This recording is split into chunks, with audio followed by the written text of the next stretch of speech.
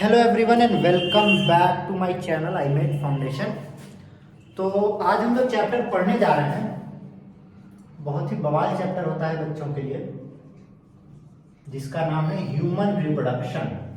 ये class 10th class 12th दोनों के लिए बहुत ही ज़्यादा इम्पोर्टेंट चैप्टर है।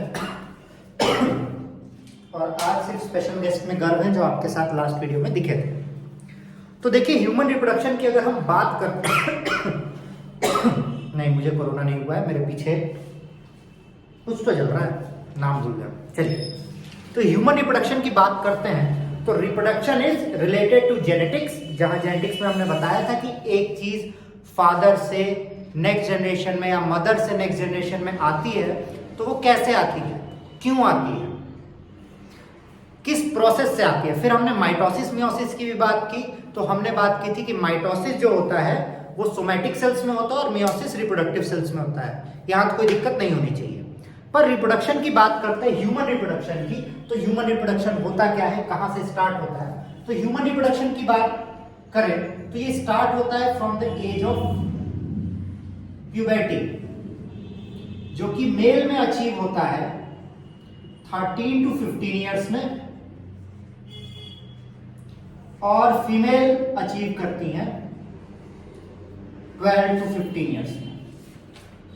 हाँ, बेसिकली कुछ बच्चों को ये लगता है कि this chapter is all about sex. ऐसा कुछ नहीं है, इसीलिए बच्चे इतना उत्साहित रहते हैं इस चैप्टर के लिए।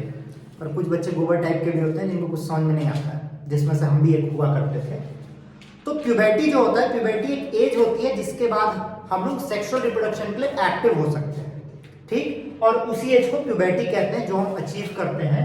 मेल अचीव करते हैं 13 to 15 ईयर्स में और फीमेल अचीव करती हैं 12 to 15 ईयर्स में। फीमेल जल्दी अचीव करती हैं, जो वापस से दिखाता है कि औरतें ज्यादा बुद्धिमान होती हैं, मतलब लड़कियां ज्यादा बुद्धिमान होती हैं लड़कों से। और इस एज पे आते ही इधर ध्यान दो, सेकेंडरी सेक्सुअल कैरेक्टरिस्टिक्स हमारे पास आती हैं। सेकेंडरी सेक्सुअल कैरेक्टरिस्टिक्स जो हमारा सेक्सुअल रिप्रोडक्शन में तो मदद नहीं करेंगी बट इंपॉर्टेंट होती हैं। जैसे मेल में क्या होता है, इंपॉर्टेंट किस लिए होती हैं, क्योंकि वो मेल फीमेल में डिफरेंशिएट करने के काम आती है। इस एज के पहले, 12 साल के पहले, टीनेज के पहले मेल फीमेल ऑलमोस्ट सेम लगते हैं, सेम आवाज होती है। बट उसके बाद क्या चेंजेस आने स्टार्ट होते हैं, मेल बिकम लॉन्गर, हाइट ज्यादा बढ़ जाती है। वॉइस बिकम्स होर्स, होर्स मतलब हम लोग चिल्लाते हैं तो आवाज फटती है। Facial hair in pubic region starts to develop. Pubic region आप लोग को पता है किसको कहते हैं, प्यूबिक रीजन पता है ना। प्यूबिक रीजन जनरली कहते हैं मेल के पेनिस के रीजन को और फीमेल के वेजाइनल रीजन। प्यूबिक रीजन में हेयर डेवलप होना स्टार्ट होता है, फेशियल हेयर डेवलप होना स्टार्ट होता है। फीमेल्स की वॉइस बिकम्स डीप, मतलब उनकी आवाज चुभती है कानों में। और फेशियल हेयर तो नहीं पर बॉडली हेयर इनको भी आता है, बॉडी में हेयर्स आते हैं। मेल के रिस्पेक्ट में बहुत कम आता है। Development of breast,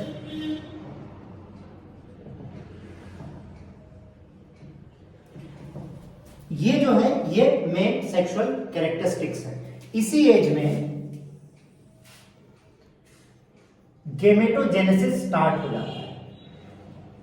gametogenesis, the onset of gametogenesis, जब गेमेटोजेनेसिस स्टार्ट हो जाए उसी स्टेज को कहते हैं प्यूबर्टी, ऑनसेट ऑफ गेमेटोजेनेसिस।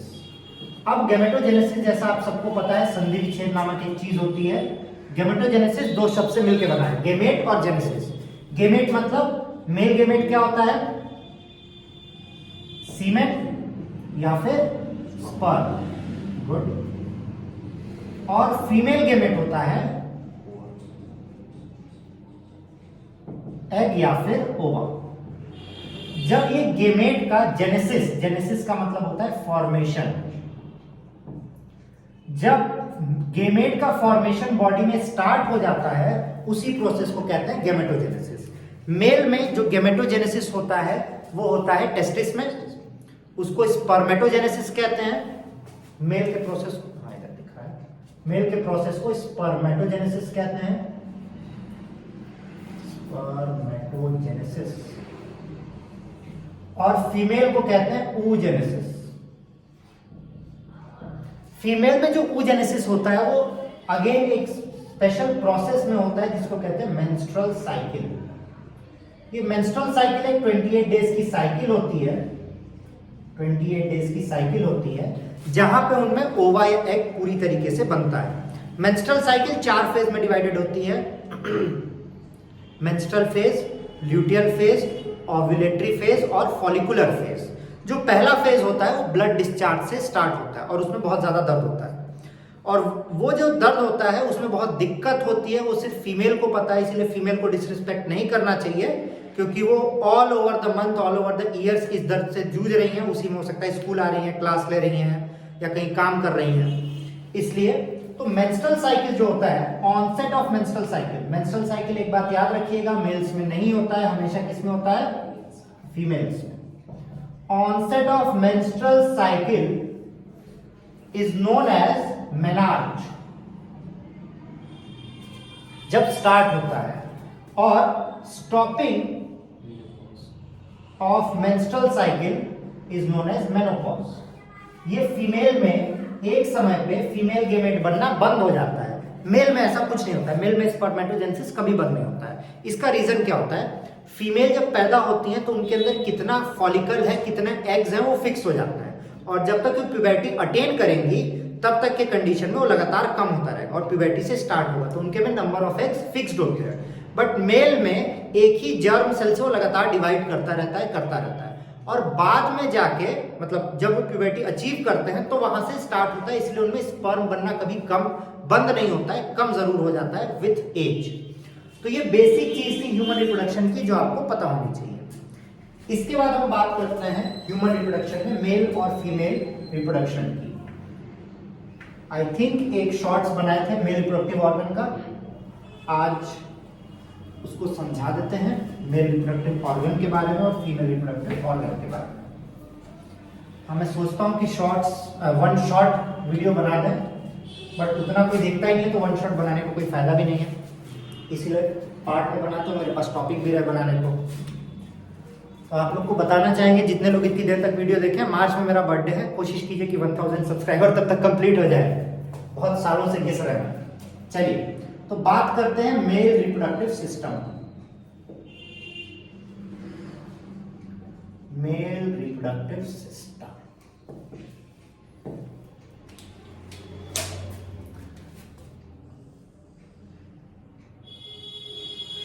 ये बना मेल रिप्रोडक्टिव सिस्टम आपका।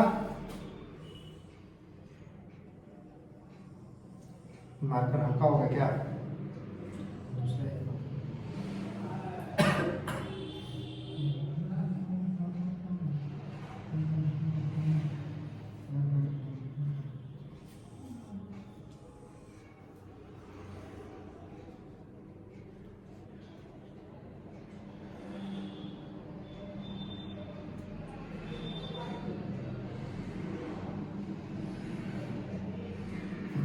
तो ये जो होता है वो होता है टेस्टिस, जो कि प्रेजेंट होता है बॉडी के outside in a sac called scrotum. इसका रीजन क्या होता है कि हमारे स्पर्म को बनने के लिए बॉडी टेम्परेचर से 1-2 डिग्री सेल्सियस कम चाहिए होता है, तो इसीलिए वो हमारे बॉडी के बाहर होता है। टेस्टिस के जस्ट ऊपर आता है एपिडिडाइमिस।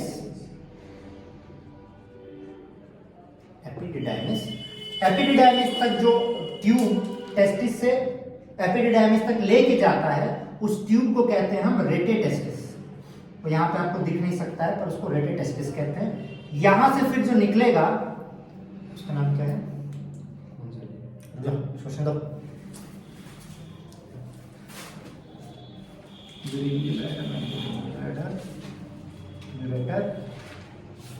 तो नाम है उसका, चलिए उसका नाम याद है तो आपको बताते हैं। फिर ये आता है एब्डोमेन। ये होता है यूरिनरी ब्लैडर।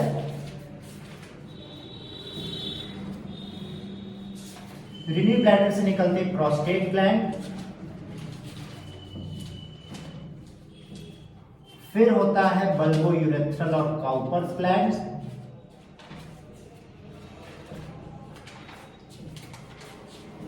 और फिर होता है सेमिनल वेसाइकल।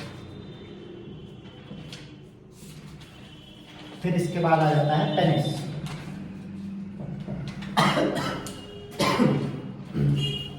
तो यहां से हाँ, टेस्टिस की अगर हम बात करते हैं, टेस्टिस को अगर हम और एनलार्ज करें तो टेस्टिस कुछ ऐसा दिखता है। इसके अंदर डिफरेंट पार्टीशंस होती हैं और इस पार्टीशन में हाईली कॉइल्ड ट्यूब होता है।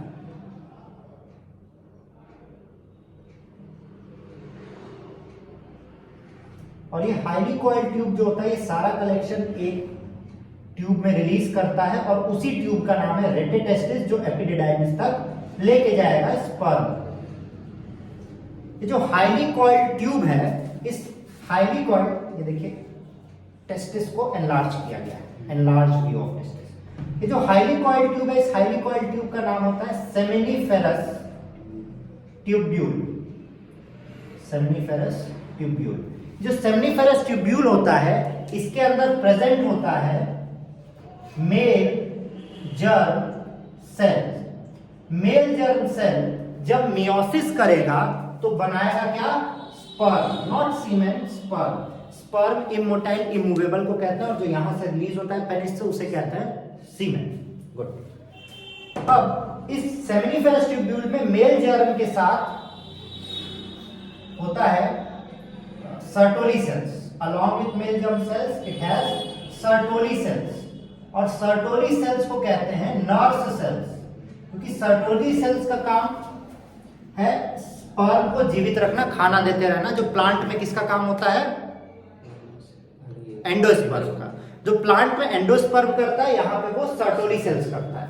अब सेमिनिफेरस ट्यूब्यूल के किनारे पैकिंग होती है, पैकिंग ऑफ सेमिनिफेरस ट्यूब्यूल। जैसे अगर आप खाने को पैक करते हैं एल्युमिनियम फॉइल में, वैसे ही सेमिनिफेरस ट्यूब्यूल भी पैक्ड होता है। सेमिनिफेरस ट्यूब्यूल किसमें पैक होता है? Interstitial cells. जैसे टैप्टम हो गया। नहीं, टैप्टम पैकिंग नहीं करता, एल्युमिनियम फॉइल।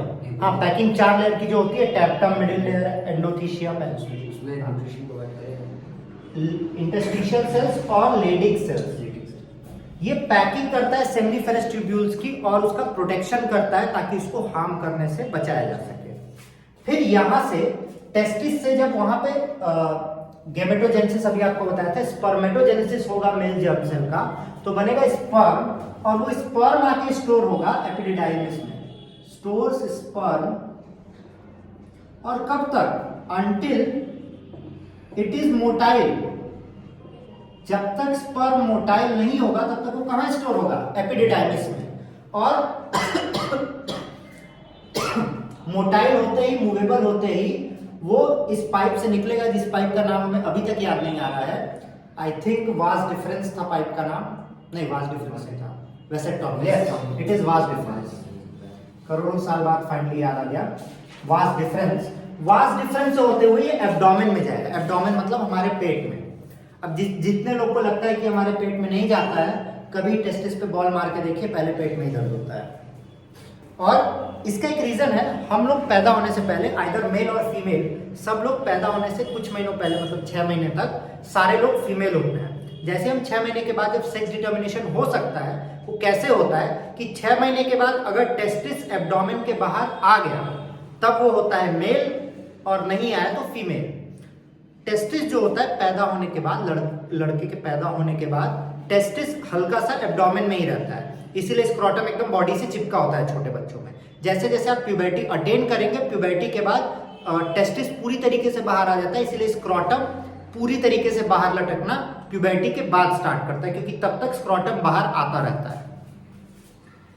वास्ट डिफरेंस ये जाएगा एब्डोमेन में, जहां पे यूरिनरी ब्लैडर है, जहां पे यूरिन स्टोर होता है। यूरिनरी ब्लैडर से यूरेटर निकलेगा, जो कि कॉमन पैसेज होता है फॉर यूरिन एंड स्पर्म। जैसे ही एब्डोमेन से बाहर निकलेगा, इसे मिलेगा प्रोस्टेट ग्लैंड, बल्बोयूरेथ्रल और काउपर्स ग्लैंड और सेमिनल वेसाइकल। इन तीनों की सिक्रीशन जब मिल जाती है, जो इसको अल्कलाइन नेचर प्रोवाइड करता है। अल्कलाइन नेचर क्यों प्रोवाइड करता है?